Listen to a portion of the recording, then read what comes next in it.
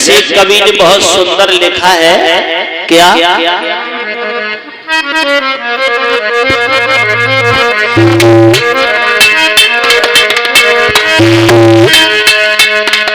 कि समा महफिल में चलती रहेगी, कि समा महफिल में चलती रहेगी और पतंगे भी आते रहेंगे, समा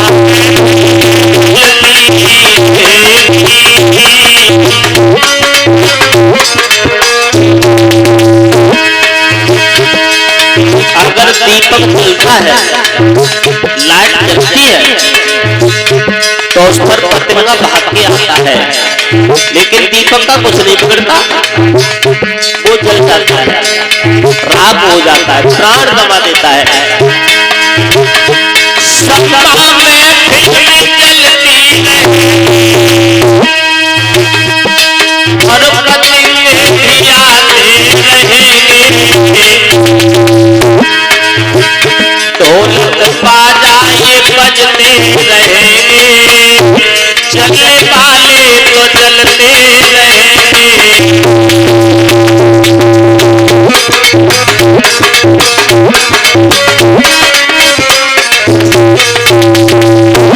समा महफिल में जलती रहेगी और पतंगे भी आते रहेंगे, समा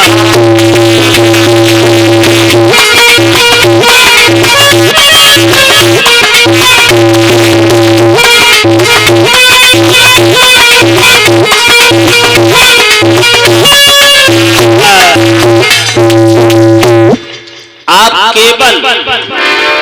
केवल अपने रिश्तेदारों की सुन सकते हो, गांव वालों की सुन सकते हो, परिवार वालों की सुन सकते हो, अपने घर वालों की सुन सकते हो, परीक्षित यज्ञपति महाराज, लेकिन हम तो सारी दुनिया की सुन रहे हैं साहब।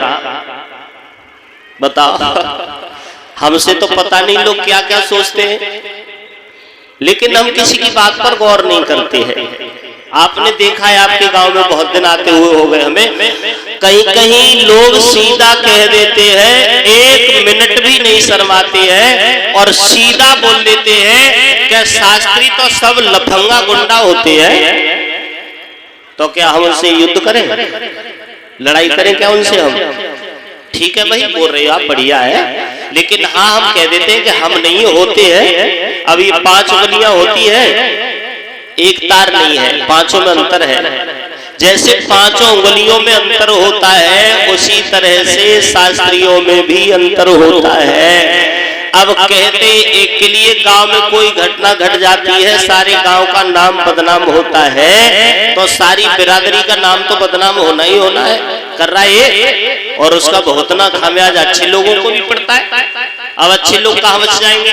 जैसे आपके गांव में कोई कांड हो जाए, कहते मधुपुर में ऐसा हो गया, लेकिन सब लोग ऐसे थोड़े ही हैं, कुछ लोगों की वजह से ये समस्याएं आती रहती है, और इन समस्याओं को आने से कोई रोक नहीं पाएगा। समस्याएं आएंगी, शुरू से आई है, आती रहेगी और आज भी आ रही है। अरे भले आदमी हो, जिस परमात्मा ने इस दुनिया में हमें आपको सबको बना के भेजा है, सब जानते हैं कि ईश्वर की देन है जो आज हम मनुष्य बने बैठे हैं, लेकिन कुछ लोग तो वह परमात्मा को भी गाली देते हैं, उसे भी बुरा कहते हैं। तो क्या परमात्मा उनके साथ में बुरा करता है? नहीं। जाती रही भावना जैसी और प्रभु मूरत देखी तिन तैसी। जिसके हृदय में जैसा भाव बन जाता है, वो सारी दुनिया को उसी हिसाब से देखता है। आप नहीं बदल सकते हो, आपकी जो आंखें हैं वो हमारी भी आंखें हैं, लेकिन अपना नजरिया बदल सकते हैं हम, अपना नजरिया, रहन सहन, सिस्टम बदल सकते हैं। अगर स्वयं नहीं सामने वाले को समझा रहे हो, नहीं बदल पा रहा है, तो आप खुद बदल जाओ। यही सही रास्ता है। आप सोचो ये नहीं बदल पा रहा तो बदलूंगा, मैं भी नहीं, फिर तो विवाद हो जाएगा।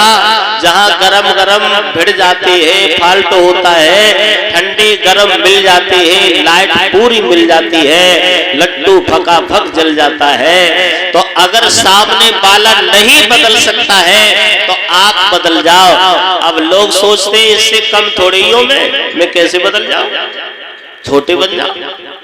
कोई बड़ा है तो अगर उसके सामने आप झुक गए तो क्या छोटे हो जाओगे? फिर भी आप बड़े रहोगे, आपका दर्जा फिर भी बड़ा रहेगा। एक कविता मैंने पढ़ी थी सन शायद 1995 या 94 की बात है। फूलों से नित हंसना सीखो, फूलों से नित हंसना सीखो, और भौरों से नित गाना, और तरकी झुकी डालियों से नित सीखो शीश झुकाना। तर कहते हैं वृक्ष के लिए, वृक्ष जितना अच्छा होगा, जितना बढ़िया फल उस पर आ जाएगा वो झुक जाता है। तो जितना आदमी बढ़ता है ना वो उतना विनम्र हो जाता है, झुक जाता है। लेकिन विनम्रता आने में बड़ा समय लगता है और विनम्रता बिगाड़ने में कोई समय नहीं लगता है। तो भक्तों, हमें समाज के अनुसार काम नहीं करना है। समाज क्या कह रही है कहने दो, हमें अपने अनुसार काम करना है। अगर गलत कर रहे हो समाज की मानना चाहिए, सही कर रहे हो समाज की नहीं मानना चाहिए। धर्म कार्य में बाधा आती है। पहले लोग यज्ञ करते थे, संत महात्मा, राक्षस आके विघ्न बाधा डाला करते थे, हवन यज्ञ नहीं करने देते थे। राम लक्ष्मण ने, कृष्ण ने संतों का, महापुरुषों का, विद्वानों का साथ दिया, यज्ञ हवन पूर्ण कराए। तो आज भी राक्षस है। अगर आपके धर्म कार्य में कोई बाधा डाले समझो वो राक्षस है, उसकी प्रवृत्ति ऐसी बनी हुई है। अब हर आदमी को तो कथा अच्छी नहीं लगती है, हर आदमी को कथा पसंद नहीं आती है। परिवार में हर आदमी को परिवार का मुखिया पसंद नहीं होता है। घर में रहने वाली बहुओं को हर बहू के लिए सास अच्छी नहीं होती है, और सास एक ही है, घर में 4 बहुएं हैं, एक की नजर में सही है, 2 की नजर में खराब है, सास एक ही है। लेकिन उनका सिस्टम बदल जाता है। तो समाज का जब सिस्टम बदलता है, बदलने दो। कबीरा तेरा झोपड़ा गटगटों के पास, और करेगा सो भरेगा, तू क्यों खड़ा उदास। जो करेगा वो भरेगा, इसे कोई रोक नहीं सकता।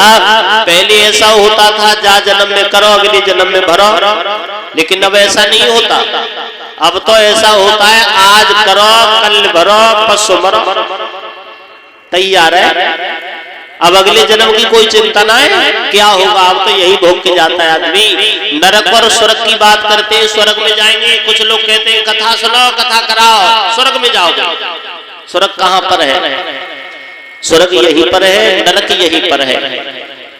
स्वर्ग भी यहीं पर है और नरक भी यहीं पर है। जो आदमी बीमारियों से जूझ रहा है, 1 साल हो गई है चारपाई गोड़ते हुए, समझो उसके लिए घोर नरक यहीं पर है। न मर रहे हैं न जी रहे हैं, उनके लिए नरक है।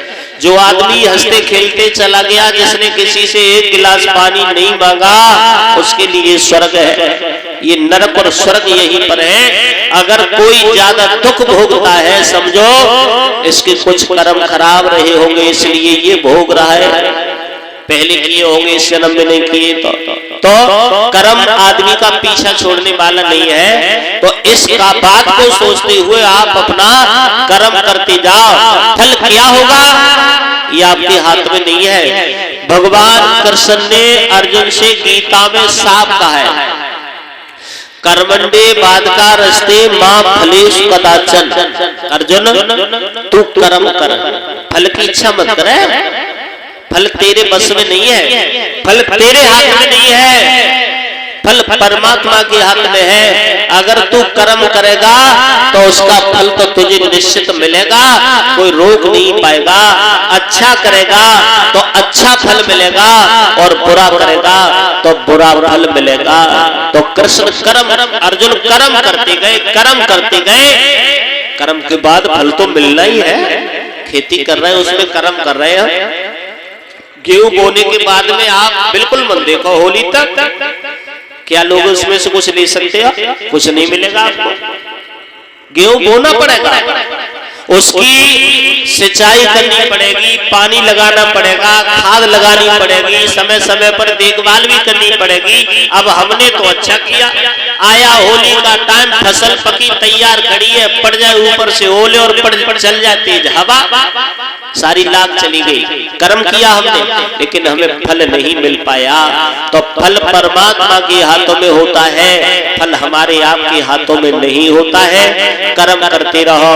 बोल गोविंद भगवान की। बढ़ते हैं परीक्षित के जन्म के बारे में, किस तरह जन्म परीक्षित का हुआ, जिनके बारे में ये 7 दिन तक लगातार चर्चा होती है, उनके बारे में बताते हैं। गाते एक बहुत सुंदर गीत और फिर बढ़ेंगे आगे।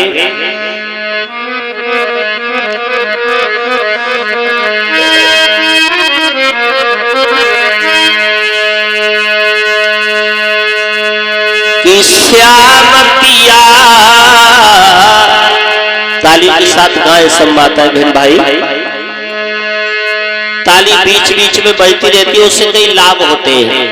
एक तो हमें जो आलस आता है ना, वो आलस दूर भाग जाता है। और हमारी अगर कोई नस बंद होती है ना, नस बंद, तो ताली बजाने से वो खुल जाती है। अगर आप काऊ एक्यूप्रेशर वाले के पास में जाओ, सर्दी का टाइम हो, नसें काम नहीं कर रही हो, कभी कहीं दर्द कभी कहीं दर्द, तो आपको हथेलियों को मलना, ताली बजाना बताया जाता है। तो तालियों से कई लाभ होते हैं। बजाए गाए। श्याम पिया और मेरी रंग दे चुनरिया, श्याम पिया मेरी रंग दे चुनरिया, श्याम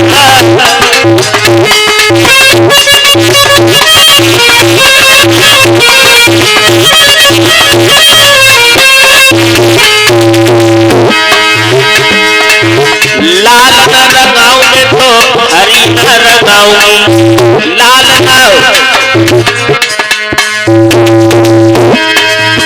लाल न रंगाऊंगी तो हरी न रंगाऊंगी, लाल अरे अपनी रंग में, अरे अपनी रंग में मेरी रंग दे चुनरिया,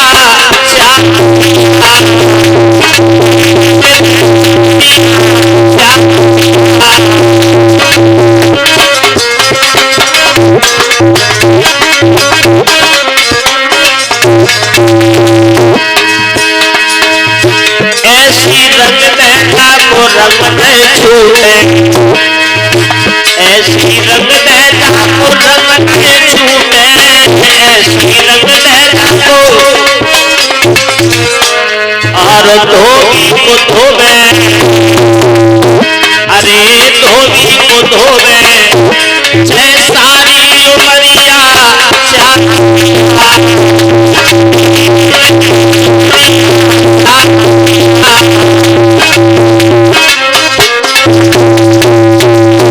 मेरी रंग दे चुनरिया, श्याम पिया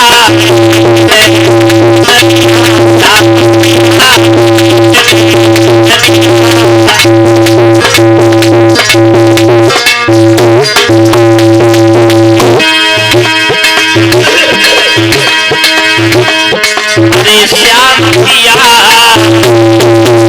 और मेरी रंग दे चुनरिया, श्याम पिया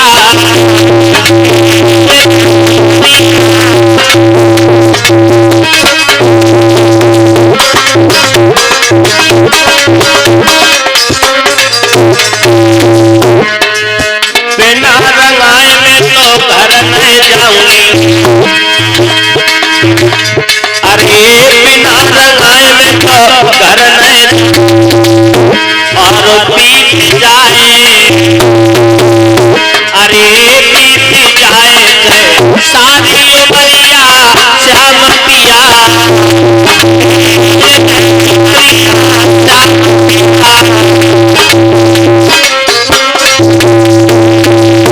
मेरी रंग दे चुनरिया, श्याम